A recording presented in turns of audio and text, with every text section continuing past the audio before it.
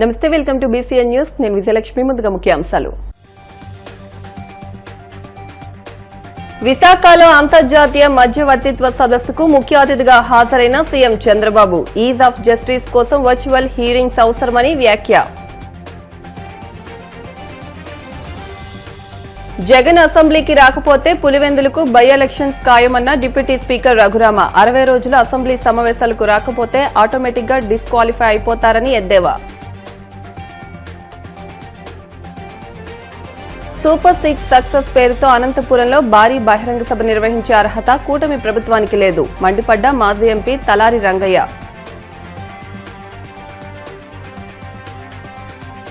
Mangalagiri Janasena party కార్యాలయంలో జనవాణి కార్యక్రమం. ప్రజల నుంచి అర్జీలు స్వీకరించిన పార్టీ నాయకులు చిల్లపల్లి శ్రీనివాస్, గంజి చిరంజీవి. వివాదాల పరిష్కారానికి కోర్టులు బయట ప్రత్యామ్నాయ మార్గాలను ప్రోత్సహించాలని, న్యాయ వ్యవస్థలో ఆధునిక సాంకేతికతను విరివిగా ఉపయోగించాలని ముఖ్యమంత్రి చంద్రబాబు పిలుపునిచ్చారు. విశాఖపట్నంలో జరిగిన అంతర్జాతీయ మధ్యవర్తిత్వ సదస్సులో ఆయన ముఖ్య అతిథిగా పాల్గొని ప్రసంగించారు. ప్రత్యామ్నాయ వివాద పరిష్కార విధానాల ద్వారా ప్రజలకు న్యాయం మరింత వేగంగా, సమర్థవంతంగా అందుబాటులోకి వస్తుందని ఆయన అభిప్రాయపడ్డారు. ఈజ్ ఆఫ్ జస్టిస్ ప్రక్రియలో భాగంగా వర్చువల్ హీరింగ్స్, ఈ ఫైలింగ్, మొబైల్ ద్వారా కేస్ అప్డేట్స్ వంటి సౌకర్యాలు కల్పించడం అత్యవసరమని స్పష్టం చేశారు. ఈ సాంకేతిక మార్పులతో న్యాయ ప్రక్రియ సామాన్యులకు మరింత చేరువవుతుందని అన్నారు. I'm very happy to be here because the judiciary is a key pillar of our constitution, protecting democracy and the rule of law. India's judicial system is known for its credibility, transparency, and strong commitment to justice. While there may be some delays at times, justice always delivered. Every common man is having hope. Ultimately, I will get justice. That is the beauty of our justice. I am proud of it. The people of India have immense faith in our judiciary, not just as an institution of law, but a pillar of justice, fairness, and constitutional values. It is seen as the finest guardian of rights, a protector of common citizen, and a symbol of the rule of law in our democracy. Here, I wanted to make a comment. I have seen India for the last, as a policy maker, I entered to politics in 1978, first time MLA. After that, 1980, I became Minister. 95 I became Chief Minister. I have seen India. Today, if you see, India has taken bold reforms. 1991 economic reforms. Mid-90s IT revolution. Indians took advantage, first more advantage. God is very kind. India is blessed with demographic dividend. Now slowly we are losing that advantage in South India. Now North India still there is an advantage. With all these factors, we are having a very strong leader also at center. That is Narendra Modi ji. If you see 11 years back, 11th economy, largest economy. Today, 4th largest economy.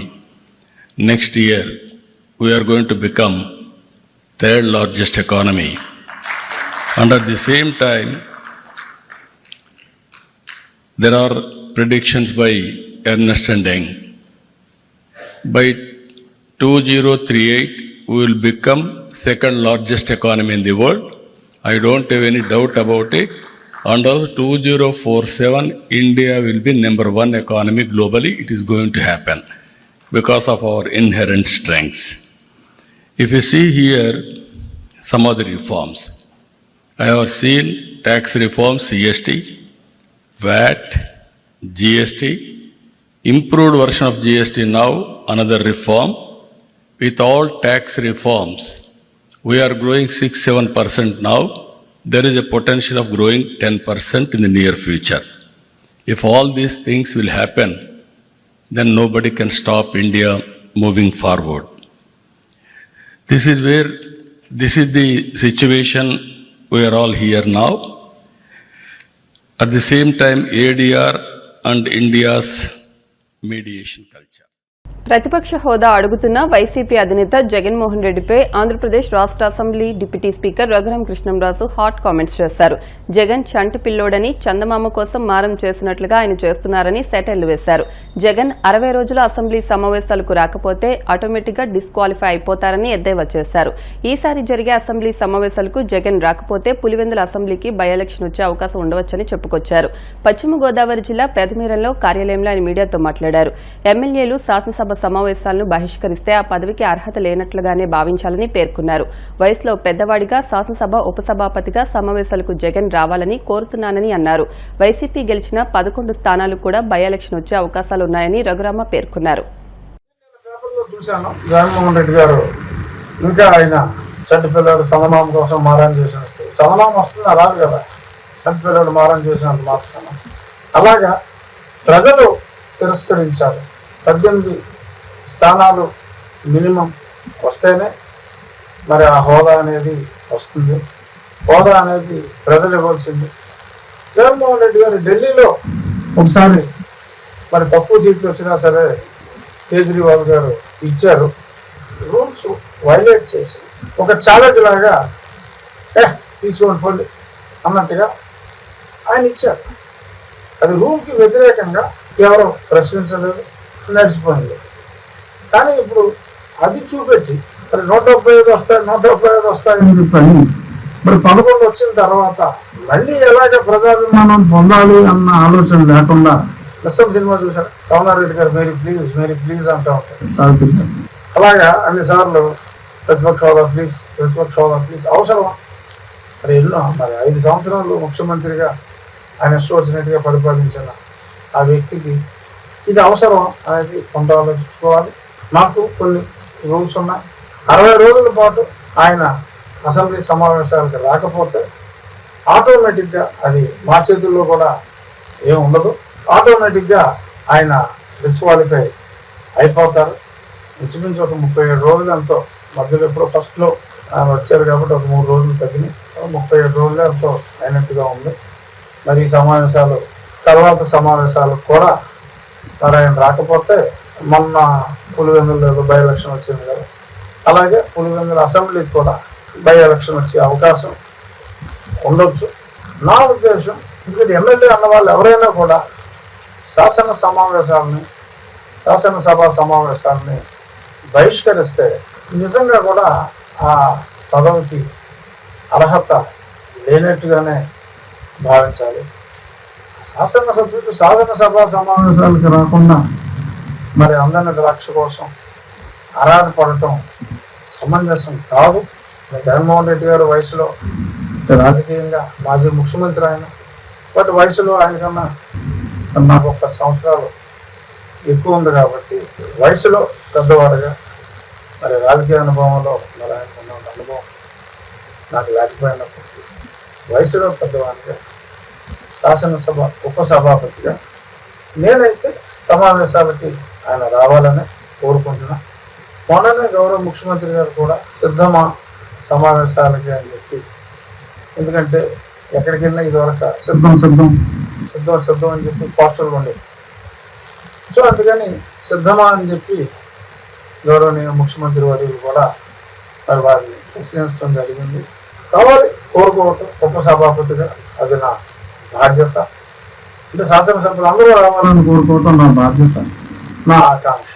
మరి వస్తారా రారా అన్నది ఆయనకి, వారి శాసనసభ్యులకు అంటే బాధ్యత. మనం ఏం చేయడం, వారు బై ఎలక్షన్ కోరుకొని మరి ఎందుకు ప్రజలు ఓటు వేయాలి? ఒకవేళ బై ఎలక్షన్ వచ్చింది, 11 మందికి బై ఎలక్షన్ వచ్చింది, ఓకే ఫర్ సపోజ్ నెగ్గేశారు అనుకున్నాం, ఏమవుతుంది? మళ్ళీ ఇంకొక సంవత్సరంలో 60 రోజులు అయిపోతుంది, మళ్ళీ బై ఎలక్షన్ వస్తుంది. దానివల్ల కలిసి వచ్చేది 18 అవ్వవు కదా. మీరు 11 స్థానాల్లో పోటీ చేస్తే పోనీ మీరు ఇదివరకు 175 అన్నట్టు 11 వచ్చేసి అనుకోండి, 18 అవ్వదు కదా, 11 అవుతుంది కదా, రావాలని సూపర్ 6 సూపర్ హిట్ పేరుతో అనంతపురంలో భారీ బహిరంగ సభ నిర్వహించే అర్హత కూటమి ప్రభుత్వానికి లేదని మాజీ ఎంపీ తలారి రంగయ్య మండిపడ్డారు. తాడేపల్లి వైసీపీ కేంద్ర కార్యాలయంలో ఆయన మీడియాతో మాట్లాడుతూ అనంతపురం జిల్లాకు ఇచ్చిన హామీలు అమలు చేయలేదు సరికదా కూటమి ప్రభుత్వం ఆర్డీడీ రెన్యువల్, నీటి సరఫరా, పెనుగొండ వైద్య కళాశాల ప్రైవేటీకరణ వంటి అంశాల్లో జిల్లాకు తీరని అన్యాయం చేసిందని ఆక్షేపించారు. జిల్లాకు జరిగిన అన్యాయానికి ఏ రకంగా న్యాయం చేస్తారో ప్రభుత్వం నిర్వహిస్తున్న సభ సాక్షిగా సమాధానం చెప్పాలని ఆయన డిమాండ్ చేశారు. మీరు ఆ జిల్లాకు ఏం చేశారని, ఏమి తెచ్చారని మీరు అంత పెద్ద ఎత్తున సక్సెస్ అయిందని మీరు పెట్టగలుగుతారని నేను అడుగుతూ ఉన్నాను. నేను నిజంగానే వాస్తవాలు దాని గురించి మాట్లాడుతాను. నన్ను ఒక ఆశ పెట్టుకున్నాను. మీరు ఇంతమంది పెద్దలు ట్రిపుల్ ఇంజన్ సర్కార్ ద్వారా వచ్చి మాట్లాడుతున్నప్పుడు ఆ ప్రాంత ప్రజలు ఎదుర్కొంటున్న సమస్యల గురించి మీరు ఏమైనా మాట్లాడతారేమో అని నేను భావిస్తున్నాను. మీరు బహిరంగ సభ పెడుతున్న ప్రాంతానికి కొన్ని కిలోమీటర్లే నడిచి కూడా పోవచ్చు. వాకబుల్ డిస్టెన్స్లోనే ఆర్డీటీ ఉంది. ఆర్డీటీ గురించి ఇంక నేను చెప్పాల్సిన పని లేదు. అది పూర్తిగా క్షీణ దిశలో కాదు, మూత దశలోకి వచ్చేసింది. దాన్ని రెన్యువల్ చేయట్లేదు. దాని గురించి మీరు ఏమైనా మాట్లాడతారా? అంతేకాకుండా దాని నుంచి ఇటువైపు వస్తే అక్కడి నుంచి కూడా నడిచిపోయేంత దూరంలోనే మీరు కుప్పానికి నీళ్లు తీసుకెళ్లారు. అది కూడా లైనింగ్ వేసి. లైనింగ్ అనే పదం ఎందుకు వాడుతున్నానంటే, మా ప్రాంతం గురించి మీకు చెప్పాల్సి వస్తే ఈ తెలుగు రాష్ట్రాల్లోనే కాదు, దేశం మొత్తం మీద తక్కువ వర్షపాతం ఉండే ప్రాంతం అది. ఆ ప్రాంతం నుంచి మీరు నీళ్లు తీసుకుపోతున్నప్పుడు జీడిపల్లి నుంచి 20 కిలోమీటర్ల దూరంలో ఉండే కళ్యాణ దుర్గానికి కానీ రాయదుర్గానికి కానీ మీరు నీళ్లు ఇవ్వలేదు. బీటీపీ కాలువలు తవ్వలేదు. కాలువలో ఎవరు తవ్వలేదు? కళ్యాణ దుర్గం ఎమ్మెల్యేనే, ఎస్ఆర్ కన్స్ట్రక్షన్ అధినేతనే తవ్వలేదు. కుప్పానికి నీళ్లు తీసుకుపోయే క్రమంలో ఆయన రాత్రింబవళ్లు కష్టపడి కుప్పానికి నీళ్లు తీసుకుపోతున్నానని చెప్తున్నాడు. మేము పూర్తిగా రీఛార్జ్ మీద ఆధారపడేటప్పుడు లైనింగ్ ద్వారా ఆ ప్రాంత ప్రజలకందరికి కూడా ఇబ్బంది అయింది. అంతేకాకుండా కుప్పానికేమో చంద్రబాబు నాయుడు నాయకత్వం వహిస్తున్న కుప్పంకేమో మా ప్రాంతం నుంచి నీళ్లు వెళ్తున్నాయి, మాకైతే నీళ్లు లేవు, మాకు ఇవ్వట్లేదు. ఆయన తనయుడు లోకేష్ బాబు గారు, మంత్రి గారు ప్రాతినిధ్యం వహిస్తున్న ఏదైతే మంగళగిరి ఉందో, మంగళగిరికి అంతకుముందు ఉన్నప్పుడు ఎయిమ్స్ని తీసుకెళ్లారు. All India institute of medical సైన్స్ని తీసుకెళ్లారు. All India institute of medical science అనేది ఢిల్లీలో ఉంటుంది. అది ఎంత పెద్ద ఇన్స్టిట్యూషన్, అక్కడ దేశవ్యాప్తంగా ఇప్పుడిప్పుడే పెడుతున్నారు. అలాంటి ఇన్స్టిట్యూషన్ అనంతపురంకి వస్తే మీరు వెళ్ళి తీసుకెళ్ళిపోయారు దాన్ని. అలాగే నీళ్ళని, వాటర్ ఈజ్ లైఫ్, జీవమే జలమే జీవం, అలాంటి నీళ్ళని మాకు ఇవ్వకుండా మీరు కుప్పానికి తీసుకెళ్లారు. మాకెప్పుడు ఇస్తారని అడుగుతున్నాను. 8 ఏళ్ల నుంచి మీరే కాంట్రాక్టర్, ఎస్ఆర్ కన్స్ట్రక్షనే కాంట్రాక్టర్. 8 ఏళ్ల నుంచి 18 నుంచి కాంట్రాక్టర్ మీరే. మీరు కుప్పానికి నీళ్ళైతే 3 నెలల్లో ఇచ్చారు. ఎప్పుడో ఆగస్టులో స్టార్ట్ చేసి రాత్రింబవళ్లు కష్టపడి 3 నెలల్లో నీళ్లు తీసుకెళ్తున్నానని చెప్తున్నారు. ఈ ప్రాంతానికి నీళ్లు ఇవ్వడం గురించి ఈ సభలో మీరు ఏదైనా మాట్లాడతారా? జనసేన పార్టీ ఎమ్మెల్యేలు జనవాణి కార్యక్రమంలో పాల్గొని రాష్ట్రంలోని పలు ప్రాంతాల నుండి వచ్చిన ప్రజల సమస్యలకు సంబంధించి అర్జీలు స్వీకరిస్తున్నారు. అనంతరం వాటిని అధినేత దృష్టికి తీసుకెళ్లి పరిష్కరిస్తామని హామీ ఇస్తున్నారు. ఈ నేపథ్యంలో మంగళగిరి జనసేన పార్టీ కేంద్ర కార్యాలయంలో నిర్వహించిన జనవాణి కార్యక్రమంలో పలు ప్రాంతాల నుంచి వచ్చిన ప్రజల నుంచి పార్టీ నేతలు చిల్లపల్లి శ్రీనివాస్, గంజి చిరంజీవులు అర్జీలు స్వీకరించారు. పలు సమస్యలపై తక్షణం సంబంధిత అధికారులతో మాట్లాడి పరిష్కార మార్గాలు చూపారు. ఇప్పుడు కాసేపు ప్రకటనలు.